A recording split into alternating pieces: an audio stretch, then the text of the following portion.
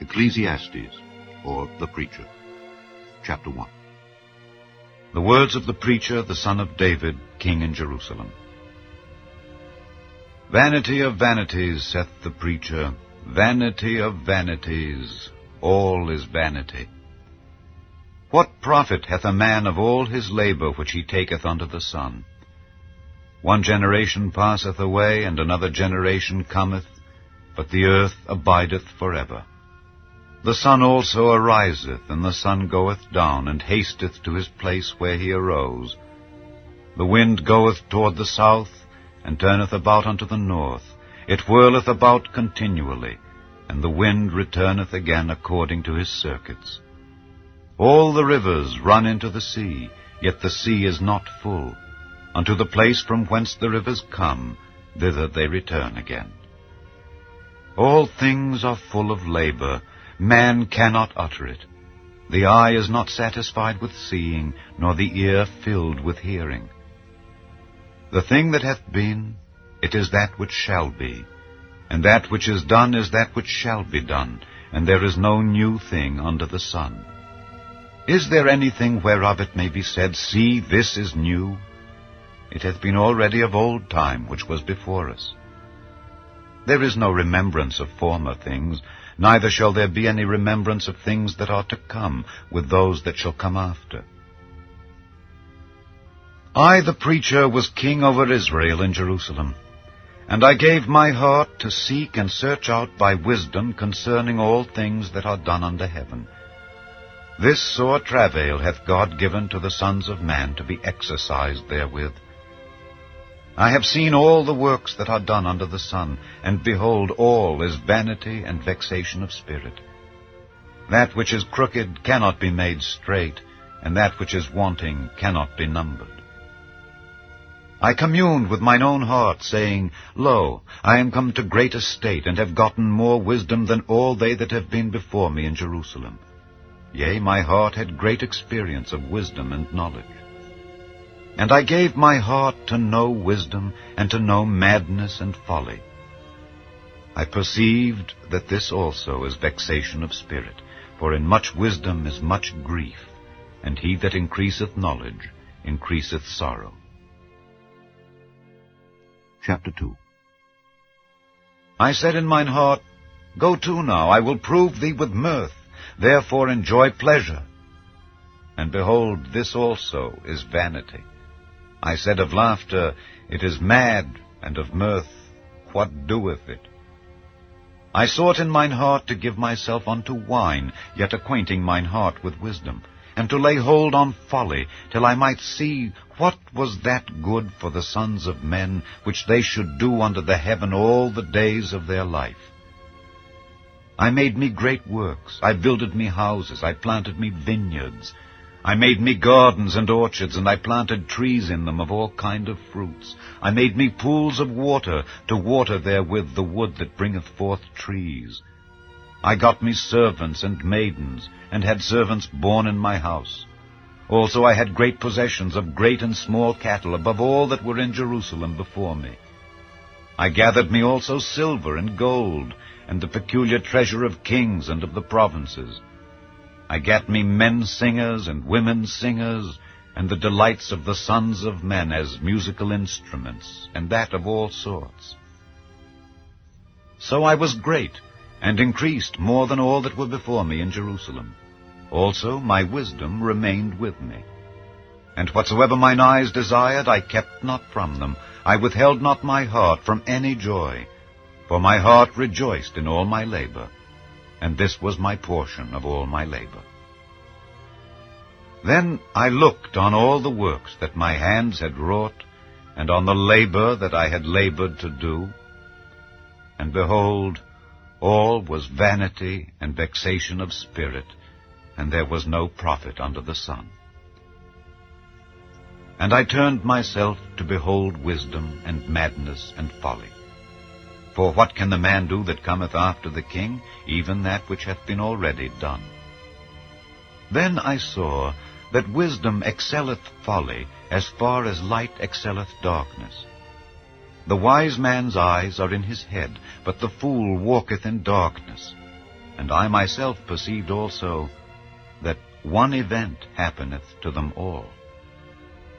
Then said I in my heart, As it happeneth to the fool, so it happeneth even to me. And why was I then more wise? Then I said in my heart, that this also is vanity. For there is no remembrance of the wise more than of the fool forever, seeing that which now is in the days to come shall all be forgotten. And how dieth the wise man? As the fool. Therefore I hated life, because the work that is wrought under the sun is grievous unto me, for all is vanity and vexation of spirit. Yea, I hated all my labor which I had taken under the sun, because I should leave it unto the man that shall be after me. And who knoweth whether he shall be a wise man or a fool? Yet shall he have rule over all my labor wherein I have labored, and wherein I have showed myself wise under the sun. This is also vanity. Therefore I went about to cause my heart to despair of all the labor which I took under the sun. For there is a man whose labor is in wisdom, and in knowledge, and in equity. Yet to a man that hath not labored therein shall he leave it for his portion. This also is vanity, and a great evil.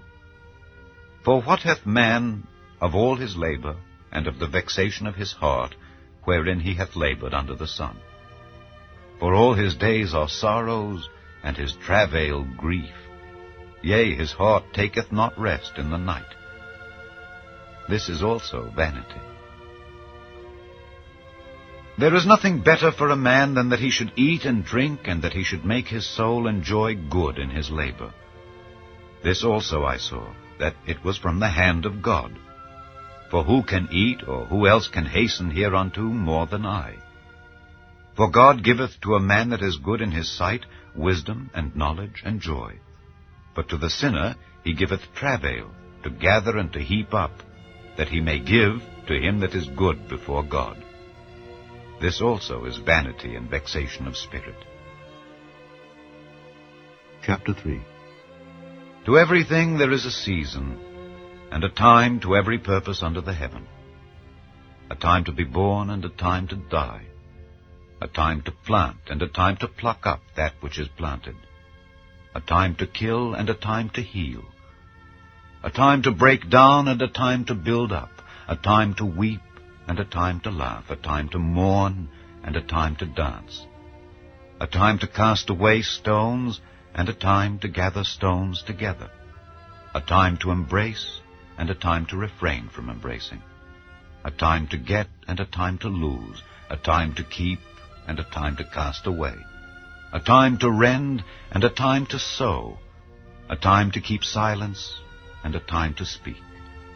A time to love, and a time to hate. A time of war, and a time of peace. What profit hath he that worketh in that wherein he laboureth? I have seen the travail which God hath given to the sons of men to be exercised in it. He hath made everything beautiful in his time. Also he hath set the world in their heart, so that no man can find out the work that God maketh from the beginning to the end. I know that there is no good in them, but for a man to rejoice and to do good in his life. And also that every man should eat and drink and enjoy the good of all his labor. It is the gift of God. I know that whatsoever God doeth, it shall be forever. Nothing can be put to it, nor anything taken from it. And God doeth it, that men should fear before him. That which hath been is now, and that which is to be hath already been. And God requireth that which is past. And moreover, I saw under the sun the place of judgment, that wickedness was there, and the place of righteousness, that iniquity was there. I said in mine heart, God shall judge the righteous and the wicked, for there is a time there for every purpose and for every work. I said in mine heart concerning the estate of the sons of men, that God might manifest them, and that they might see that they themselves are beasts. For that which befalleth the sons of men befalleth beasts. Even one thing befalleth them. As the one dieth, so dieth the other. Yea, they have all one breath, so that a man hath no preeminence above a beast. For all is vanity. All go unto one place. All are of the dust, and all turn to dust again. Who knoweth the spirit of man that goeth upward, and the spirit of the beast that goeth downward to the earth? Wherefore I perceive that there is nothing better than that a man should rejoice in his own works, for that is his portion. For who shall bring him to see what shall be after him? Chapter 4. So I returned and considered all the oppressions that are done under the sun. And behold, the tears of such as were oppressed, and they had no comforter. And on the side of their oppressors there was power, but they had no comforter. Wherefore I praised the dead, which are already dead, more than the living, which are yet alive. Yea, better is he than both they, which hath not yet been, who hath not seen the evil work that is done under the sun.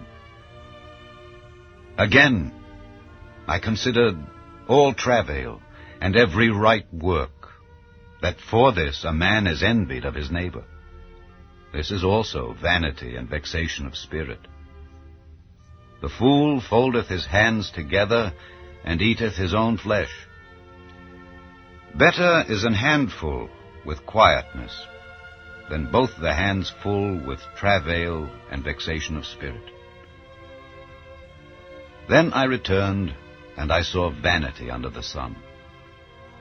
There is one alone, and there is not a second. Yea, he hath neither child nor brother. Yet is there no end of all his labor. Neither is his eye satisfied with riches. Neither saith he, For whom do I labor, and bereave my soul of good? This is also vanity. Yea, it is a sore travail. Two are better than one, because they have a good reward for their labor. For if they fall, the one will lift up his fellow. But woe to him that is alone when he falleth, for he hath not another to help him up. Again, if two lie together, then they have heat, but how can one be warm alone? And if one prevail against him, two shall withstand him, and a threefold cord is not quickly broken. Better is a poor and a wise child than an old and foolish king who will no more be admonished. For out of prison he cometh to reign, whereas also he that is born in his kingdom becometh poor. I considered all the living which walk under the sun, with the second child that shall stand up in his stead. There is no end of all the people, even of all that have been before them. They also that come after shall not rejoice in him. Surely this also is vanity and vexation of spirit.